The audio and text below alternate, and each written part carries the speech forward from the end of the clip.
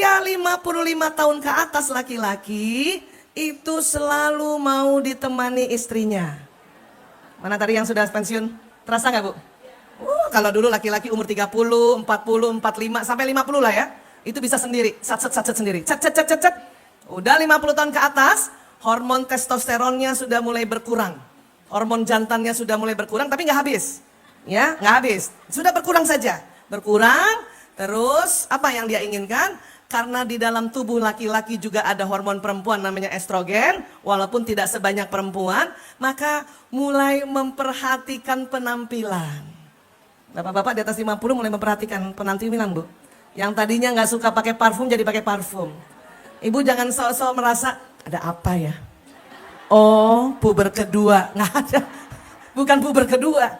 Istilahnya salah itu kalau puber kedua. Karena puber itu asal kata dari pubis. Bulu-bulu. Kan nggak mungkin 50 tahun nambah bulu. Waktu remaja benar. Karena balik bertambahlah bulu di daerah selangkangan, daerah ketiak, di daerah dada. Makanya cocok disebut pubertas. Tapi 50 tahun ke atas justru hormon turun. Iya, kalau waktu bulu berkurang. Iya, Bu. Garis rambut mulai mundur.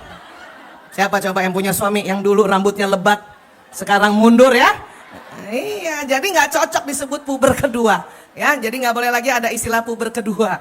Ya, itu namanya andropause. Andropause. Kalau perempuan menopause, laki-laki andropause. Nah, yang uniknya perempuan, ya, juga 50 tahun ke atas sudah mulai turun hormonnya, estrogennya, tapi di diri perempuan itu ada hormon laki-laki Bu, testosteron.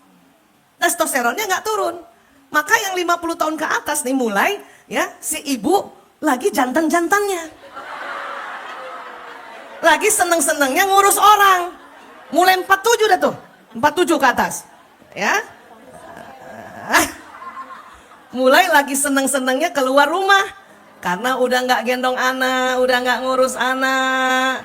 Ya kan? Sudah mau berjuang di masyarakat. Sementara suaminya lagi pengen di rumah. Ini kudu hati-hati nih. Ya, iya. Dulu suami saya nggak pernah tanya kamu di mana, kamu di mana. Sekarang dikit-dikit per 1 jam kamu di mana, kamu di mana. Nggak usah juga marah, karena memang dia mencari teman, maunya kita cepat-cepat pulang, gitu. Dulu kalau nggak ngerti, waktu ditanya kamu di mana, banyak istri-istri merasa ya mau tahu aja sih, ngecek aja. Jangan gitu Bu, ya hati-hati, karena memang lagi pengen ditemenin. Hati-hati. Bahayanya apa? Bahayanya apa coba? Suatu ketika dia ketemu perempuan usia 30-an yang lagi seneng-senengnya di rumah, cilaka kita. Makanya jangan heran ada fenomena bapak-bapak di atas 50 tahun ke atas, 60 tahun ke atas, carinya umur yang berapaan Bu? 30-an. Karena perempuan umur 30-an lagi seneng-senengnya di rumah. Cocok gak? Cocok. Cocok. Sugar daddy. Cocok. Karena kepengen ditemenin. Sekarang pilih mana? Kita yang berusaha terus, walaupun memang kita berjuang di luar, segera cepat-cepat pulang untuk menemani suami, atau ada yang nemenin? Pilihan ini hidup.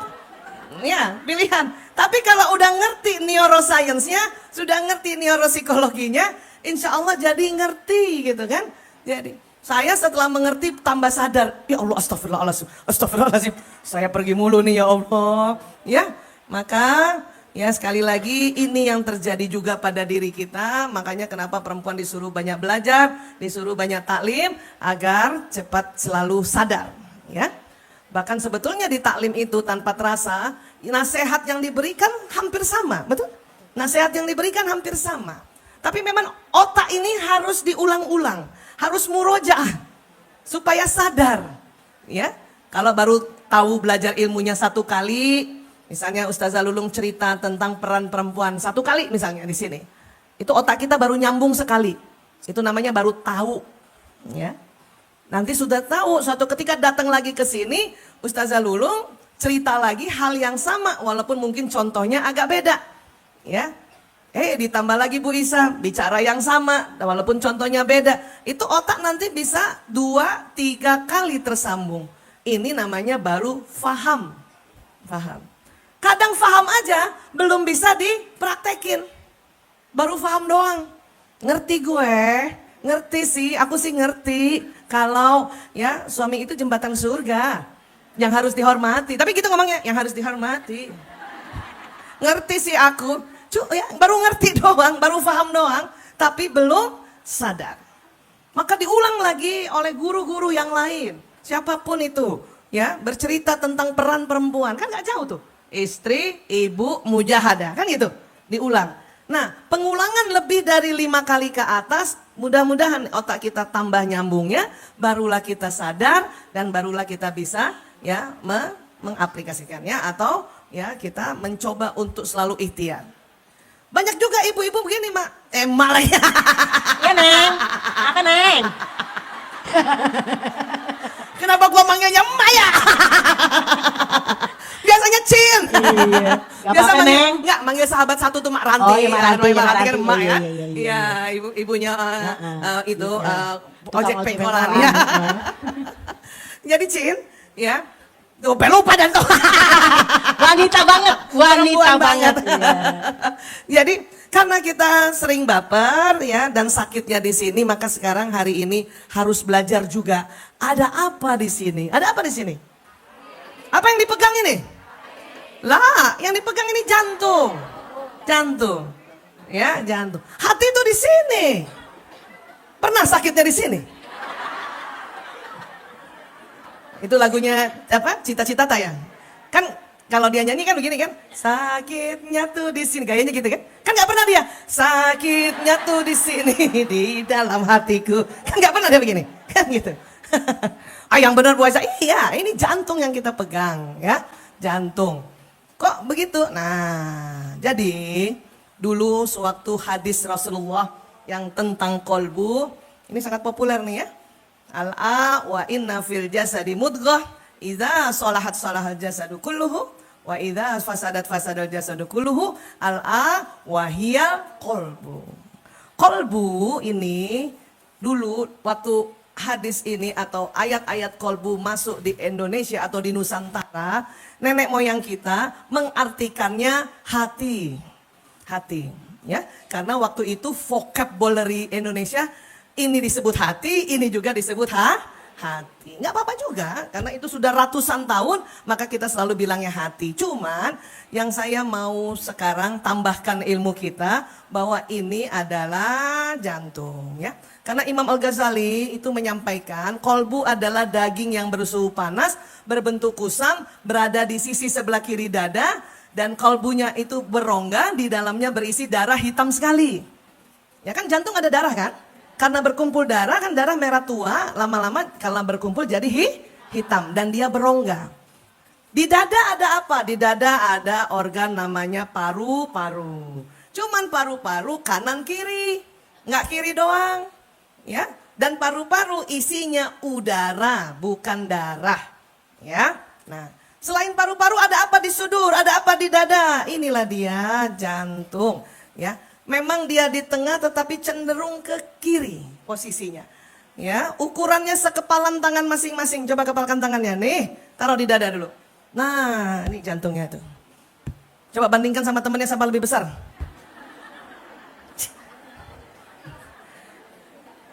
Kalau yang lebih besar itu karena kolesterol ya, bukan anak apa-apa. Anda lebih besar. Karena kolesterol saya lebih besar, lebih banyak ya. Iya. Karena jantung diliputi atau diselimuti kolesterol. Makanya tadi Imam Al-Ghazali menyampaikan kusam. Dia panas dan kusam. Karena terdiri dari kolesterol. Ya paham ya? Nah, sebetulnya memang jantung itu tugasnya memompa darah, Bu. Darah itu nanti isinya nutrisi, mineral, vitamin, hormon. Nah itu juga. Termasuk nanti hormon yang bikin seneng, hormon yang bikin stres. Itu lewat jantung juga. Makanya deg-degannya beda tuh, ya. Tapi yang luar biasa itu saya pernah mungkin jantung ada otaknya. Jadi jantung manusia punya otak ya. Karena kalau otak manusia ini yang Allah ciptakan Ini nih. Nah, punya otak kan? Nah, isinya apa Bu Aisyah? Isinya sel otak yang banyak sekali. Jumlahnya 100 miliar. Ini saya sering sekali kasih lihat gambar ini. Satu sel otak kerjanya kayak satu komputer, kayak satu laptop Bu. Di otak ada 100 miliar, berarti ada berapa komputer di otak? 100 miliar juga. Terus kerjanya itu dia merekam peristiwa. Merekam memori ya, peristiwa. Makanya dia akan terjadi sambungan kayak gini tuh di otak kayak gitu. Ternyata di jantung juga ada otak. Karena ada sel otak. Ya, kayak apa Bu Aisyah? Ini dia nih. Jadi di jantung manusia, di daerah serambi kanannya ada sel otaknya. Imam Al-Ghazali bilang dulu ada titik kolbu di jantung itu. Beliau bilangnya titik. Karena waktu itu belum ditemukan alat untuk mendeteksi sebesar apa. Tapi sekarang setelah tahu ternyata dia bukan titik, besarnya tidak kayak titik, tapi sebesar mata. Pegang dulu matanya coba. Nah itu satu mata ya, sebesar itu Bu, di jantung itu. Makanya ada istilah mata hati. Walaupun waktu itu karena kolbu diartikan hati, sebetulnya mata jantung itu ya. Mata nurani, pernah dengar? Mata kolbu, mata nurani. Jadi yang disebut kolbu itu kerja yang ini, kerja yang di serambi kanan sebesar mata terjadi sambungan-sambungan kayak gini. Nah itu.